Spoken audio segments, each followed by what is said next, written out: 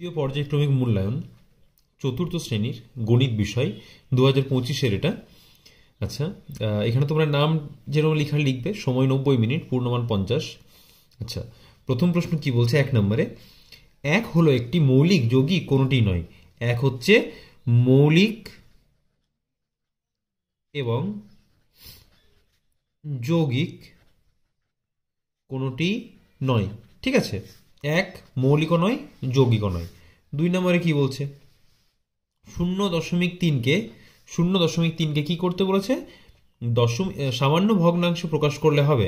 উপরে যেটা আছে সেটা লিখলাম, যে সংখ্যাটা আছে সেটা উপরে লিখলাম, বাই এক তো লিখতেই হয় আমাদের। আর দশমিকের পর কটা শূন্য আছে, কটা সংখ্যা আছে? একটা সংখ্যা আছে, তাই একটা শূন্য দেবো। 3 নম্বরে কি বলছে? 3 নম্বরে বলছে যে 1 থেকে 10-এর মধ্যে যৌগিক সংখ্যা আছে কয়টি? তাহলে 1 থেকে 2 তো যৌগিক নয়, 4,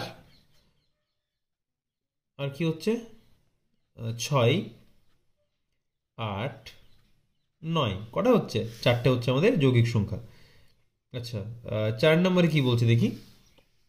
বর্গক্ষেত্র একটি মুক্তচিত্র বদ্ধচিত্র কোনটি নয়। বর্গক্ষেত্র মানে হচ্ছে যার 4টি বাহুই সমান আর এটি আবদ্ধ থাকে, ঠিক আছে, সেটি হচ্ছে একটি বদ্ধচিত্র। বদ্ধচিত্র। আচ্ছা, 5 নম্বরে কি বলছে দেখি? 5 নম্বরে বলছে, 5 নম্বর না, সরি, এটা উমো হতো, আমি ক 1 2 3 4 5 করেছি, এখানে ক খ গ ঘ দেওয়া আছে, ঠিক আছে, সেটা কোনো ব্যাপার না। 2 1 12, 12 যদি বল হয় তবে 16 5 14 হবে কি? আচ্ছা, সেজন্য আমাদের কি লিখতে হবে? এ বি সি ডি করে একদম ডট ডট ডট করে জেড অবধি লিখতে হবে, ঠিক আছে, সেটা তোমরা লিখে নেবে, আমি চটপট লিখে নিচ্ছি। এবার এইটা আমরা এ থেকে জেড অবধি লিখে নিয়েছি, এবার আমাদের এতে নাম্বার লিখতে হবে। তাহলে এটা হচ্ছে 1, বা এটা 1 2 3 4 5 6 7 8 9 10 11 12 13 14 15 16 17 18 19 20 21 22 23 24 25 26, ঠিক আছে। কি বলেছে দেখো? বি এ ডবল এল মানে 2 1 12 আর 12, এটা কি হচ্ছে? বল হচ্ছে। কেন হচ্ছে না? 2-এ কি আছে? বি আছে। 1-এ কি আছে? এ আছে। আর 2-এ আছে বি, 1-এ আছে এ। 12 কি আছে? 12 12 কোথায় গেল? এই তো এল। তাহলে আবার 12 মানে এল। ঠিক আছে, আমাদের কি করতে বলেছে? কত দিয়েছে আমাদের সংখ্যা? 16 15 14। তাহলে 16 5, সরি, 16 5 আর 14। 16 5 14 কি হবে? 16 5 14 আমাদের কি হচ্ছে দেখিনি চটপট। তাহলে 16 নম্বরে কি আছে? 16 নম্বরে আছে আমাদের পি, ঠিক আছে। 5 নম্বরে কি আছে? ই। 14 নম্বরে কি আছে? এন। তাহলে কি হচ্ছে এটা? পেন হচ্ছে আমাদের অ্যান্সার। কোথায় আছে অপশন? 3 নম্বরে অপশন আছে। শূন্য স্থান পূরণ করো। চলো শূন্য স্থান পূরণ করি। কি বলছে শূন্য স্থান পূরণে? 2, কোনো নির্দিষ্ট কাজ করতে কাজের লোক সংখ্যা বাড়ালে সময় কম লাগবে। যদি লোক লোক যদি বাড়ে তাহলে সময় সময় কি হয়? সময় তখন অবশ্যই কম লাগবে, তাই না? আচ্ছা, এসে 2-এর ক। এবার কিন্তু আমরা ক খই নাম্বার দেব, তাহলে তোমাদের বুঝতে সুবিধা হবে। আচ্ছা, খ নাম্বারে কি বলছে? 2 অঙ্কের আয়তক্ষেত্রে ড্যাশ বাহুগুলি পরস্পর সমান। একটি আয়তক্ষেত্র যখন হয়, ঠিক আছে, আয়তক্ষেত্রের অলওয়েজ বিপরীত বাহু কি হয়? অলওয়েজ বিপরীত বাহুগুলি পরস্পর সমান, মানে এটা হচ্ছে আয়তক্ষেত্র অ্যাকচুয়ালি সমান এবং সমান্তরাল হয়, ঠিক আছে। গ নাম্বারে কি বলছে? গ নাম্বারে বলছে 2 অঙ্কের বৃহত্তম মৌলিক সংখ্যাটি হলো। 2 অঙ্কের বৃহত্তম মৌলিক সংখ্যা হচ্ছে 97, ঠিক আছে। ঘ, সরল অঙ্কে সবার প্রথমে ড্যাশের কাজ করতে হয়। সরল যখনই করব তখন সব থেকে আগে কিসের কাজ করতে হয়? ব্রেকেটের কাজ করতে হয়। ব্রেকেট, এটাই জানতে চেয়েছে, ঠিক আছে। আর যদি আরো পার্টিকুলার বলে তাহলে হবে রেখা বন্ধনী। কিসের? রেখা বন্ধনী। রেখা বন্ধনী, ঠিক আছে। আচ্ছা, এটা ছিল ঘ নাম্বার। আচ্ছা, উম নাম্বারে কি বলেছে দেখি। অর্ধেক লেবুর ড্যাশটি তল।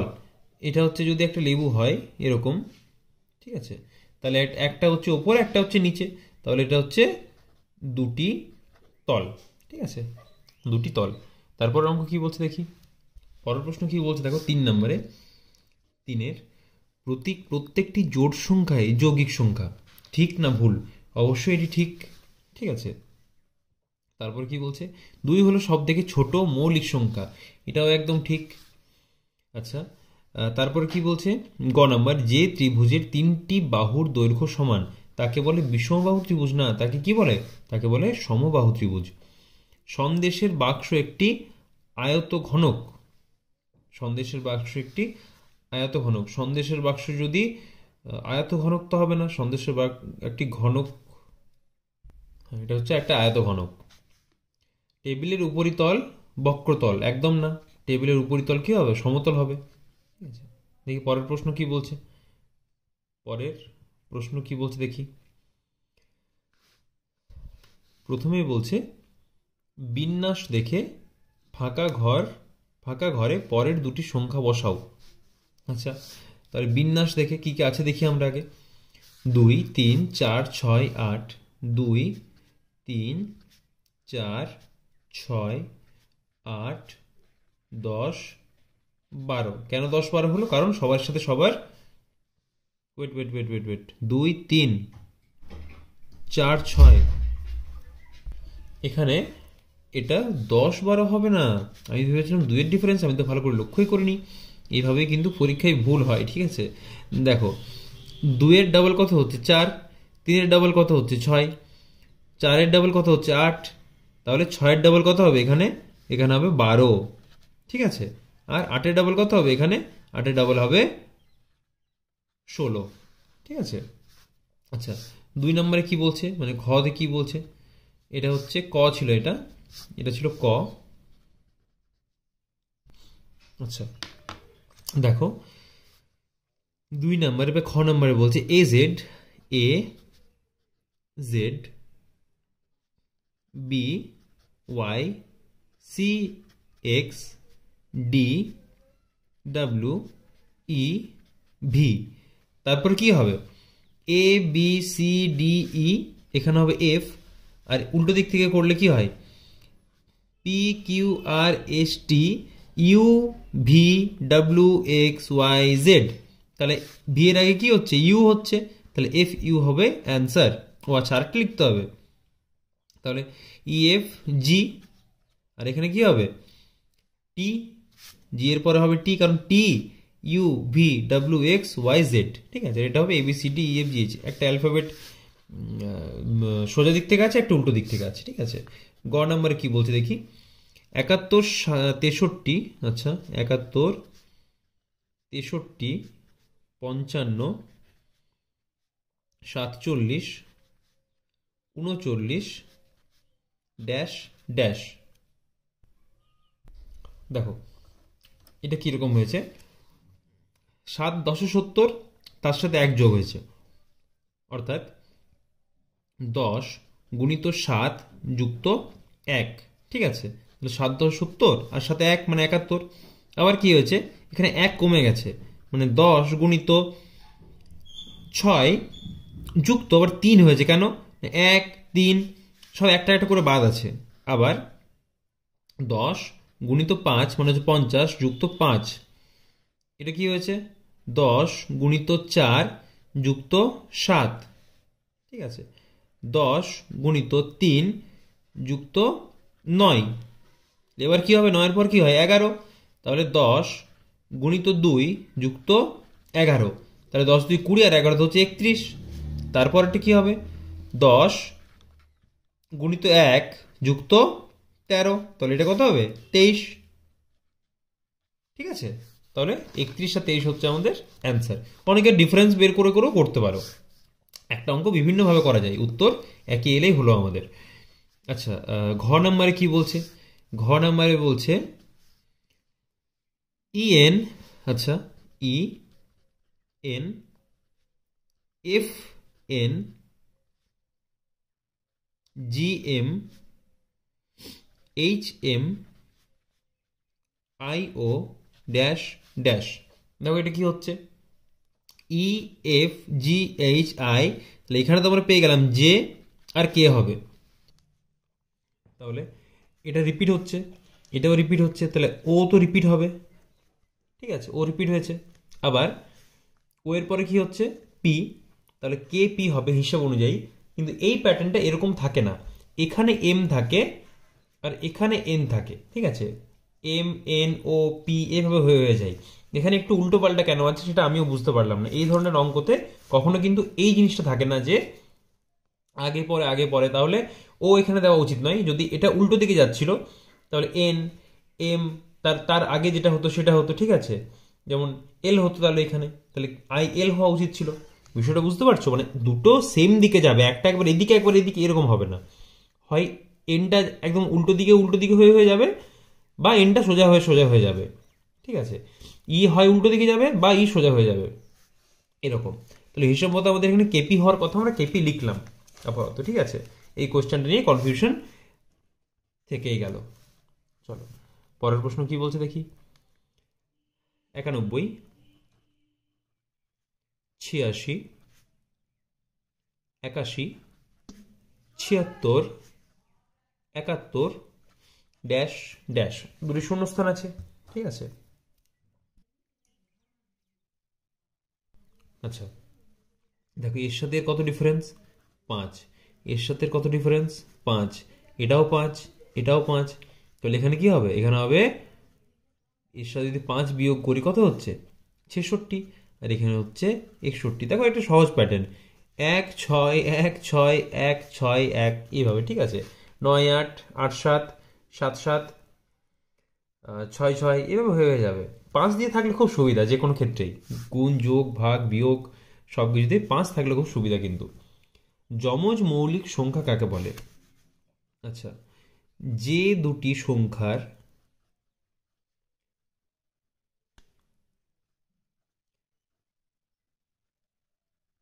যে দুটি মৌলিক সংখ্যার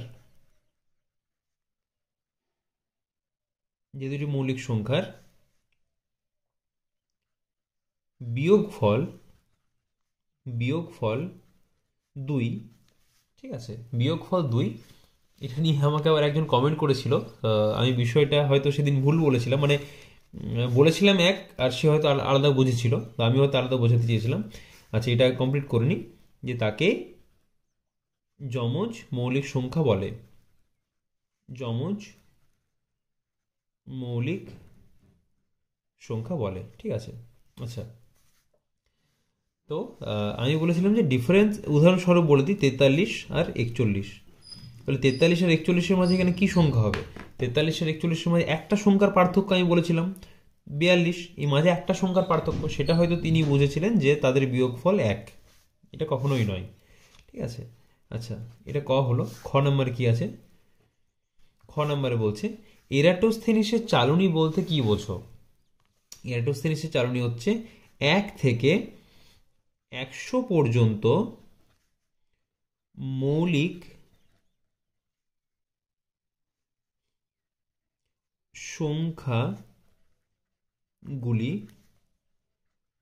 সংখ্যাগুলি নির্ণয় করার পদ্ধতি হলো এরাটোস্থেনিসের চালনী। নির্ণয় করার পদ্ধতি। ঠিক আছে, 30কে মৌলিক উৎপাদকে বিশ্লেষণ করো। 30কে মৌলিক উৎপাদকে বিশ্লেষণ করো, যেটা সংখ্যাটা দেওয়া আছে সেটা আমাদের লিখতে হবে। তাহলে আমরা সুন্দর করে লিখলাম 30। এবার 30কে আমরা ভাঙবো। কিভাবে ভাঙবো? প্রথমে 2 দিয়ে, 2 15, আবার 3 5। তাহলে কি কি পাচ্ছি আমরা? 2 3 5, এইগুলি হচ্ছে মৌলিক সংখ্যা, আর এগুলি হচ্ছে মৌলিক উৎপাদক কার 30-এর। ঠিক আছে, ঘ নম্বরে কি বলছে? ঘ নম্বরে বলছে 2 সেমি দৈর্ঘ্য বিশিষ্ট একটি বর্গাকার কাগজের টুকরোর, আচ্ছা বর্গাকার কাগজের পরিসীমা কত হবে? তাহলে বর্গক্ষেত্রের পরিসীমা আমাদের কাছে জানতে চেয়েছে। ঠিক আছে, বর্গক্ষেত্রের বর্গক্ষেত্রের পরিসীমা সূত্র কি? যে কোনো জিনিসের পরিসীমা মানে হচ্ছে চারদিকে যোগফল। ঠিক আছে, তাহলে এত আমরা ডেপথের ভেতরে যাবই না। আচ্ছা সরি সরি, তোমাদের তো এটা মেধা পরীক্ষা নয়, তোমাদেরকে তো অঙ্কটা করে দেখাতে হবে। তাহলে তোমাদের লিখতে হবে যে বর্গক্ষেত্রের পরিসীমা সমান 4 গুণিত একটি বাহু। ঠিক আছে, 4 গুণিত একটি বাহু। এবার বর্গক্ষেত্রের পরিসীমা সমান কি পাবো? 4 গুণিত একটি বাহু, তাহলে 4 গুণিত একটি বাহু কত দেওয়া আছে? 2, তাহলে সমান কত হচ্ছে? 8 সেমি। ঠিক আছে, 8 সেমি বা 8 সেন্টিমিটার। উম নাম্বারে কি আছে? সমবাহু ও সমদ্বিবাহু ত্রিভুজের পার্থক্য কি? তাহলে সমবাহু ত্রিভুজে কি হয়? এখানে 3টি বাহুই সমান, ত্রিভুজের 3টি বাহু সমান, 3টি বাহুই সমান হয়। আর সমদ্বিবাহু ত্রিভুজে কি হয়? সমদ্বিবাহু ত্রিভুজের ক্ষেত্রে সমদ্বিবাহু ত্রিভুজের ক্ষেত্রে সমদ্বিবাহু হয় 2টি বাহু সমান, 2টি বাহু সমান। ঠিক আছে, এর সমদ্বিবাহু হয় অনেকটা এই ধরনের দেখতে, যেরকম খুশি থাকতে পারে, বাট বইয়ে সাধারণত এটাই থাকে। আর সমবাহু হয় এরকমের দেখতে, 3টে বাহু সমান, এটা 2টো বাহু সমান। আচ্ছা, কোনটি কি ছকে তা লিখো। কোনটি কি ছকে তা লিখি। তাহলে 6 নম্বরে কি হচ্ছে? 6 নম্বরে বলছে আয়তঘনক।